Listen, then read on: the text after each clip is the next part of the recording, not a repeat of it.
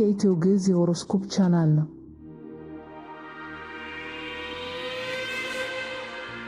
የዞዲያክ አይናፋር ኮከቦች። ይህ የኢትዮ ግዕዝ የሆሮስኮፕ ቻናል ነው። ከሁሉም በላይ አይናፋር የሆኑት 4 ኮከቦች የትኞቹ ናቸው?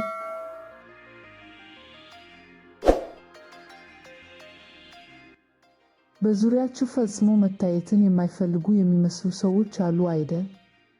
ይህ ግን ጎልቶ የመውጣት ችሎታ ስለሌላቸው አይደለም። በእውነቱ በጣም የሚስብ ባህሪ ኖሯቸው እና አንዳንዴም ሁሌም ፊት ለፊት ከሚሆኑ ሰዎች የበለጠ የሚያቀርቡት ነገር እያላቸው በጥላ ውስጥ መቆየትን እና ዝምታን ይመርጣሉ።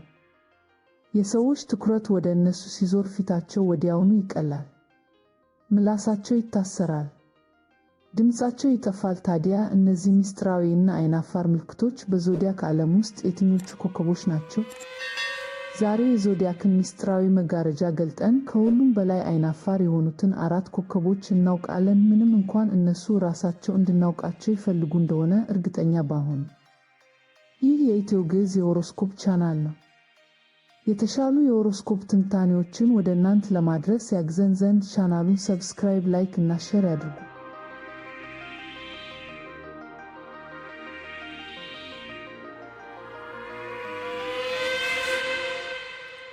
በቁጥር 4 የምናገኘው ካንሰሮችን ወይም የተደበቀው የልብ ውድ ሀብት።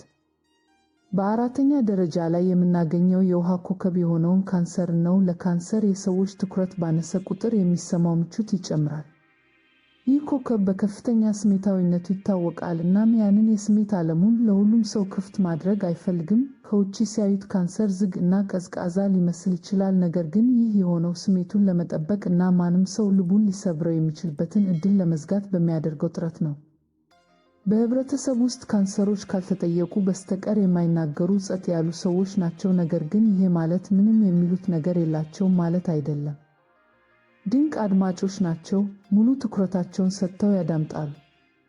ርህራሄያቸው አስደናቂ ነው። የሌሎችን ስሜት የመረዳት ልዩ ችሎታ አላቸው። የስሜት ቋንቋን ያውቃሉ። ከስሜታቸው ጋር ባላቸው ጥልቅ ግንኙነት ምክንያት የራሳቸውን ብቻ ሳይሆን የሌሎችንም ስሜት በቀላሉ ይለያሉ። ለዚህም ነው ሁሉም ሰው በህይወቱ ውስጥ አንድ ካንሰር እንዲኖር የሚፈልገው። ነገር ግን ይህ ሁሉ ውድ ሀብት የሚገለጠው ጊዜ ወስደው ሊያውቋቸው ለሚጥሩ ጥቂት ሰዎች ብቻ ነው።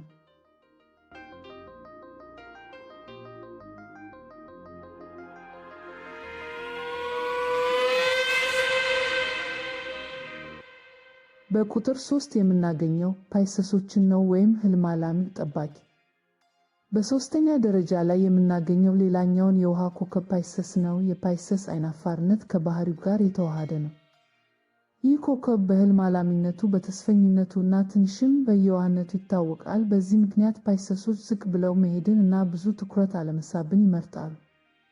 በብዙ የሰዎች ስብስብ ውስጥ አንድ ፓይሰስን በቀላሉ ልትለዩት ትችላላችሁ። አይኖቹ የሆነ ቦታ ላይ ሰጥመው የጠፋ ይመስላል። ማን ያውቃል ምን አይነት ዓለም በሐሳቡ የፈጠረ እንደሆነ። ሌላው የፓይሰስን አይናፋርነት የሚያስረዳው ትልቅ ምክንያት ለኃይል ያላቸው ልዩ ስሜት ነው። ስድስተኛው የስሜት ሕዋሳቸው በጣም ጠንካራ ነው። ሌሎች የማይሰማቸውን ነገር የመረዳት ችሎታ አላቸው። የኃይል ቫምፓየሮችን ይለያሉ። የአንድ ቦታ ኃይል ከባድ ሲሆን ወይም አንድ ሰው ጉልበታቸውን እየመጠጠ እንደሆነ በቀላሉ ይሰማቸዋል።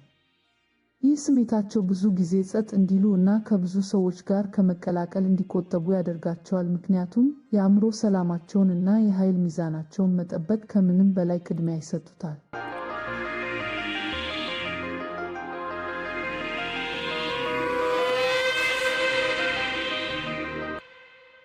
በቁጥር 2 የምናገኘው ቪርጎዎችን ነው። የተመልካቹ ፍርድ።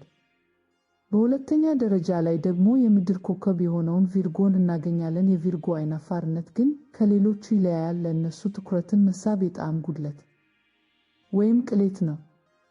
ቪርጎ በጣም ምክንያታዊ እና እውነታን መሰረት ያደረገ ባህሪ አለው። በዚህ ምክንያት ብዙ ጊዜ ትኩረት የሚስቡ ሰዎች ብልግና ወይም ቀልድ የበዛባቸው እንደሆኑ ያስባል። ይህ ደግሞ ለቪርጎ ይቅር የማይባል ስህተት ነው። በሜርኩሪ የሚመራው ይህ ኮከብ በአእምሯዊ ችሎታው ይታወቃል። ከእነሱ ጋር ጥልቅ ውይይት ማድረግ በጣም አስደሳች ነው። ነገር ግን በሰዎች ስብስብ ውስጥ ከእነሱ ጋር ለማውራት እናንተ ጥረት ማድረግ አለባችሁ። ቪርጎ ሁሌም ጥግ ላይ ብቻውን ሆኖ መጠጡን ይዞ ሳይናገር፣ ሳይጨፍር፣ ሳይዘፍን ዝም ብሎ ሁኔታውን ሲመለከት እና ሲፈርድ ታገኙታላችሁ። ምናልባት ቪርጎን ከአይናፋር ኮከቦች አንዱ የሚያደርገው በዙሪያው ያለውን ዓለም ያለማቋረጥ የመተንተን ባህሪው ሊሆን ይችላል። ይህ የኢትዮ ግዕዝ የሆሮስኮፕ ቻናል ነው። የተሻሉ የሆሮስኮፕ ትንታኔዎችን ወደ እናንተ ለማድረስ ያግዘን ዘንድ ቻናሉን ሰብስክራይብ፣ ላይክ እና ሼር ያድርጉ።